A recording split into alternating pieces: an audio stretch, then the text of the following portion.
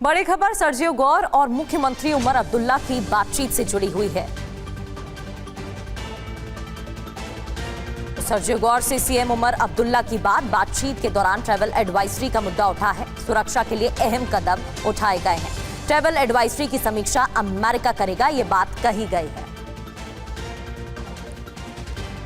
अब आपको बताते हैं कि भारत को लेकर अमेरिका की ट्रैवल एडवाइजरी क्या है, क्या बातचीत हुई है, जिसकी समीक्षा की बात सर्जियो गौर की तरफ से की गई है। फिलहाल भारत को लेकर अमेरिका की लेवल 2 की एडवाइजरी जारी है, जिसके तहत नागरिकों को अधिक सावधानी बरतने की सलाह दी जाती है। लेकिन जम्मू कश्मीर पर यही एडवाइजरी लेवल 4 की है, जिसके तहत नागरिकों को यात्रा न करने की सख्त सलाह भी दी जाती है, जिसमें आतंकवाद, नागरिक अशांति को लेकर कारण बताया जाता है। पहलगाम हमले पर डू नॉट ट्रैवल एडवाइजरी जारी की गई थी और यही वो मुद्दे हैं जिनको लेकर बातचीत हुई है और अमेरिका की ट्रैवल एडवाइजरी में इसका जिक्र भी किया गया है। इरशाद जी, जो बातचीत हुई है, जो तारीफ हुई है, कहीं ऐसा तो नहीं कि इसी वजह से बौखलाहट है या आपको पसंद नहीं आ रहा है? क्योंकि सच तो यही है, पाकिस्तान भले ही ये राग अंतरराष्ट्रीय मंच पर अलापता रहता है, रोना रोता रहता है, लेकिन दुनिया को सच पता है क्या है। पाकिस्तान के अंदर आंतरिक हालात कैसे हैं ये पाकिस्तान जानता है, चाहे बलूचिस्तान की बात हो, अफगानिस्तान की बात हो और पाकिस्तान ऑक्यूपाइड कश्मीर की बात हो। अब वो तो पाकिस्तान देख नहीं रहा है, अब जब सच सामने आ गया तो पाकिस्तान को मिर्ची लग रही है। मैंने बड़े आराम से एहतराम से कहा था कि आप मासूम हैं, ये बेवकूफ।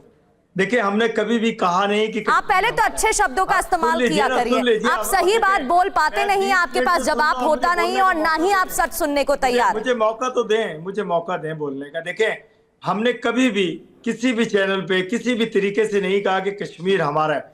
हम हमेशा से कहते हैं कि कश्मीर कश्मीरियों का, और कश्मीर की आज़ादी तक कश्मीरियों की और पाकिस्तान की जंग रहेगी हिंदुस्तान के साथ।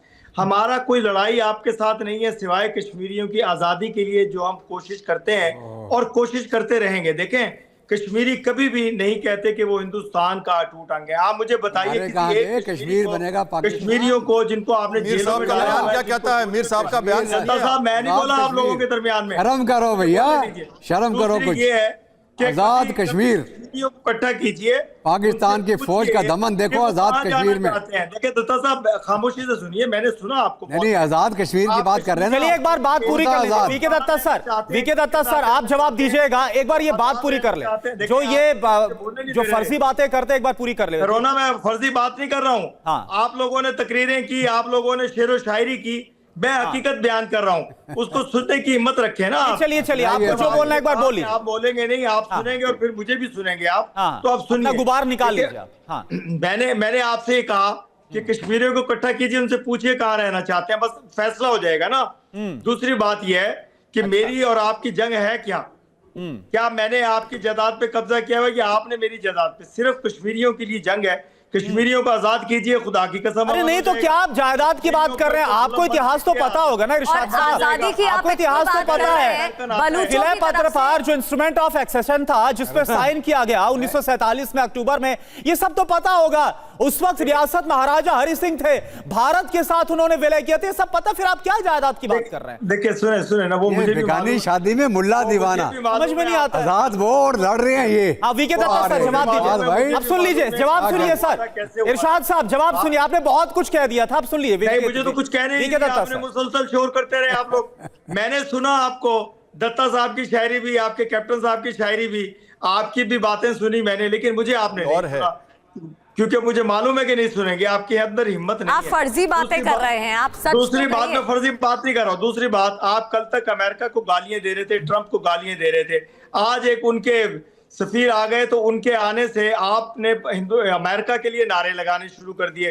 कल तो कहते थे अमेरिका बड़ा जालिम है। इरशाद जी, ना तो अमेरिका को गाली दी गई है और ना ही कभी अपशब्द कहे गए हैं। ये जो बयान सामने आया है उससे सच्चाई बताई जा रही है, जिसे समझने के लिए आप राजी नहीं है, क्योंकि सच आप कभी मानते ही नहीं है।